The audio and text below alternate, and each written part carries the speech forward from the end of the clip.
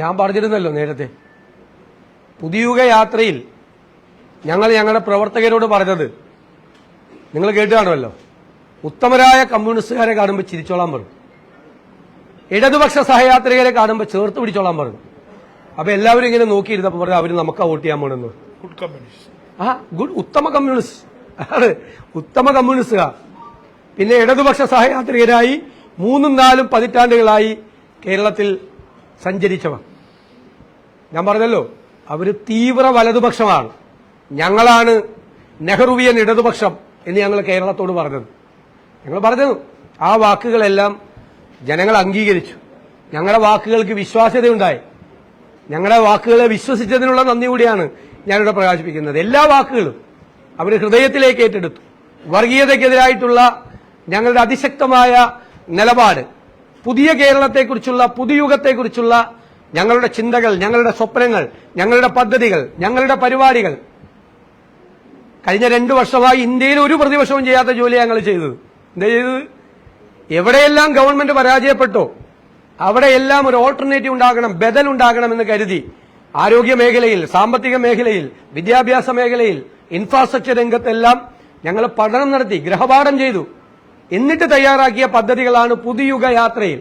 New ഈറയാണ്, പുതിയ യുഗമാണ് ഞങ്ങൾ ജനങ്ങളുടെ മുന്നിൽ അവതരിപ്പിച്ചത്. അത് ജനങ്ങൾ ഹൃദയത്തിലേക്ക് ഏറ്റുവാങ്ങി. എനിക്ക് അഭിമാനമുണ്ട്, കേരളത്തിന്റെ രാഷ്ട്രീയ ചരിത്രത്തിൽ ഒരു ഹർത്താലും ബന്ധും പോലും നടത്താതെയാണ് ഈ പ്രതിപക്ഷം ഈ വിജയം നേടിയെടുത്തത്. ഒരു ഹർത്താലും ബന്ധം നടത്താതെ.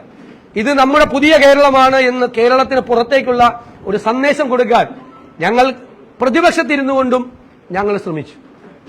ഞാനൊരു ജോൺ ഇരിക്കുന്നുണ്ട് അടുത്ത്, എന്നാലും ഞാൻ പറയാം, ഒരു കോൺഗ്രസുകാരൻ എന്നുള്ള നിലയിൽ എനിക്ക് അതിനേക്കാളേറെ ഒരു വലിയ സന്തോഷമുണ്ട്.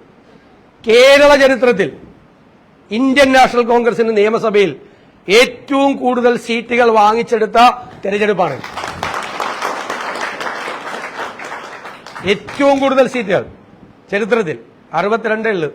2001 60-ൽ 60 സീറ്റ്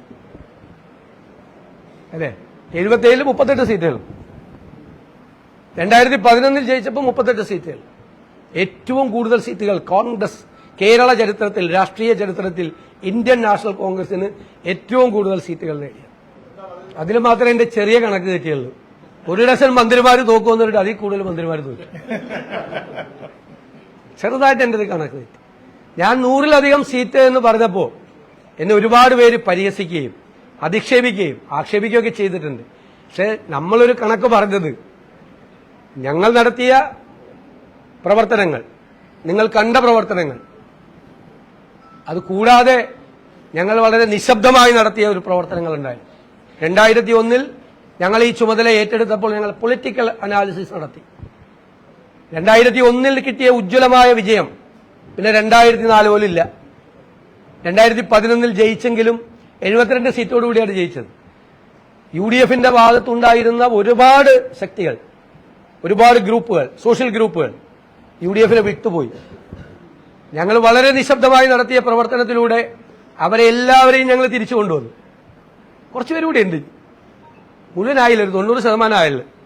ഞാൻ 100 ടാർഗറ്റ് ചെയ്തിട്ട് 90 ആയില്ല, കുറച്ചുപേരും കൂടെ ഉണ്ട്. അവരുകൂടി UDFലേക്ക് വരും. പുതിയ തലമുറ UDFന്റെ കൂടെ നിൽക്കും. ഇനി ഞാനതിന് മറുപടി പറഞ്ഞില്ല.